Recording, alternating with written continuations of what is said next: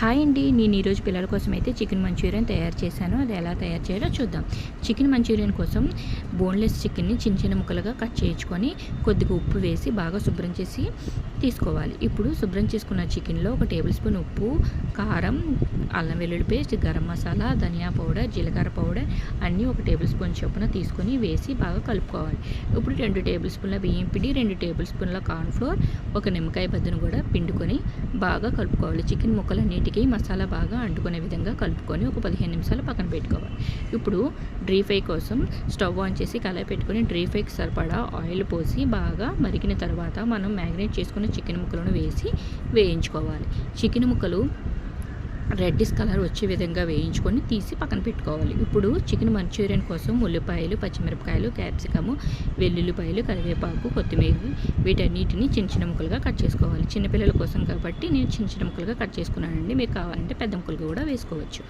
Chilli sauce, red chilli sauce, green chilli sauce, soya sauce, vinegar, tomatoes వీటన్నిటిని తీసుకోవాలి. ఇప్పుడు stove on చేసి కళాయి పెట్టుకొని కొద్దిగా నూనె పోసి మనం కట్ చేసి పెట్టుకున్న ఉల్లిపాయలు, పచ్చిమిరపకాయలు, క్యాప్సికం ముక్కలు, కరివేపాకు, వెల్లుల్లిపాయలు అన్నిటిని వేసి బాగా వేయించుకోవాలి. కొద్దిగా ఉప్పు వేసి వేగిన తర్వాత మనం తీసుకున్న soya sauce, dark soya sauce, chilli sauce,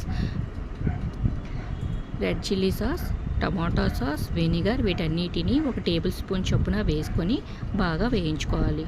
ఇప్పుడు 1 టేబుల్ స్పూన్ కార్న్ఫ్లోర్ తీసుకొని ఒక గిన్నెలో 1 టేబుల్ స్పూన్ కార్న్ఫ్లోర్ తీసుకొని కొద్దిగా నీళ్ళు పోసి ఉండలు లేకుండా కలుపుకొని మనం వేయించుతున్న ఉల్లిపాయ ముక్కల్లో వేసి బాగా కలుపుకోవాలి. ఇది బాగా మరిగిన తర్వాత మనం వేయించుకున్న చికెన్ ముక్కలను కూడా వేసి బాగా కలుపుకోవాలి.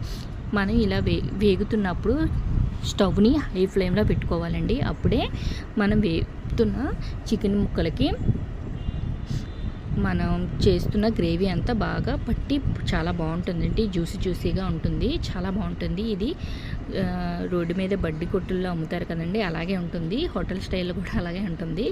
చాలా బాగుంటుంది. అంతా వేగిన తర్వాత కొద్దిగా కొత్తిమీర దించేసుకోవడమేనండి. చూడండి ఎంత బాగుందో, ఒకసారి ట్రై చేసి చూడండి. Thank you for watching.